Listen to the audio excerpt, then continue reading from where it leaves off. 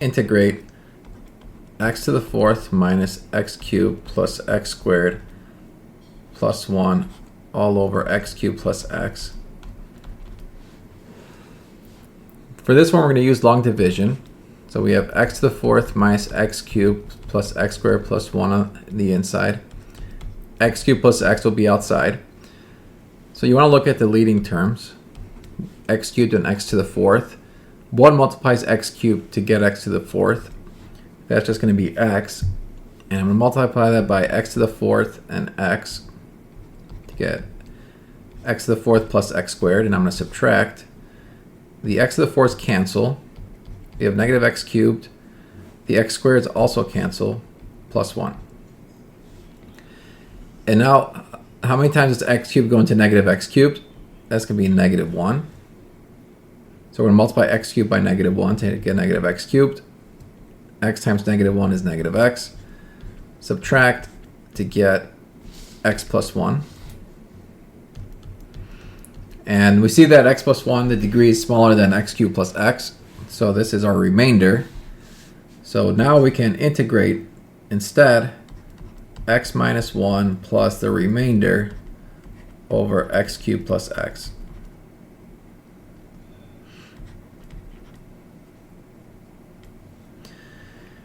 So now I can easily integrate x minus 1, but x plus 1 over x cubed plus x is a little complicated.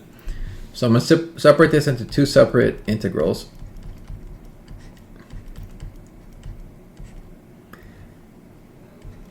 And I'm going to factor out the x on the bottom. So we have x squared over 2 minus x plus a constant for the first integral. And for the second integral, I'm just going to break this up using partial fraction decomposition.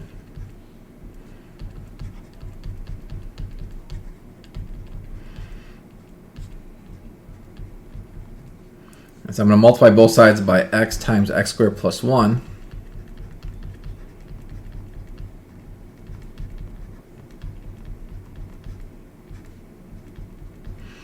So I can plug in x equals 0 first. On the left side we get 1. The right side we have a.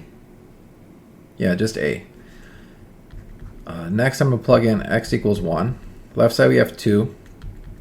On the right side we have 2a plus, and then I guess it'll just be b plus c. And since a is 1, this means that 2 is equal to 2 plus b plus c. So b plus c has to be 0. So now we can plug in something else. Let's say x equals negative 1. On the left we get 0. On the right we have 2a again, which 2a is just 2. And then that's negative b plus c times negative 1. We have 2 plus b minus c. And then b minus c has to equal negative 2. So now we have b plus c is 0. B minus c is negative 2. If we add these two, we have 2b is negative 2, which means b is negative 1. And if b is negative 1, c has to equal 1. So now we go back here. We said a is 1. B is negative 1. C is 1. And so I need to integrate this. Now let's move on the side here. Integrate 1 over x plus negative x plus 1 over x squared plus 1. 1 over x is ln of x. And then let's separate this. To solve this, we need to split this up into two separate fractions. You have negative x over x squared plus 1, 1 over x squared plus 1. And for this one, we're going to do a u substitution. So let me just break it up like this. And then the 1 over x squared plus 1 is just arctangent of x. So if I'm just concerned with negative x over x squared plus 1, we're going to let u equal x squared plus 1. du is 2x dx.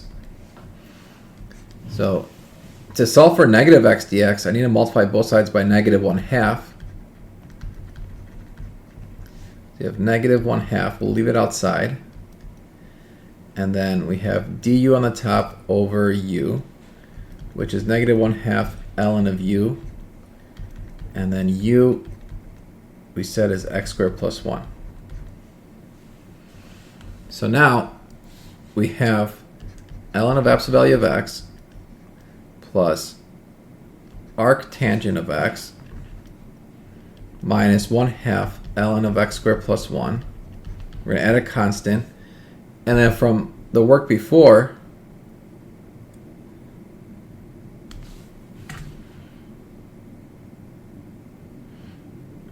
let's see.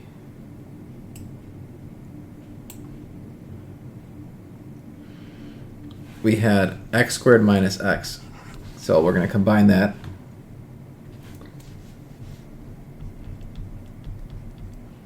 It was x squared over 2, I think. Yeah, x squared over 2 minus x plus this.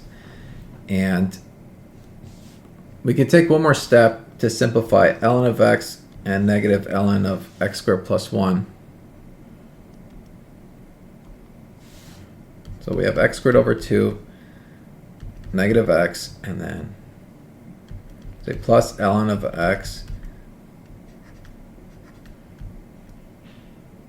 and then minus, we'll bring the 1/2 inside. So it'll be ln square root of x squared plus 1 plus arctangent x plus c.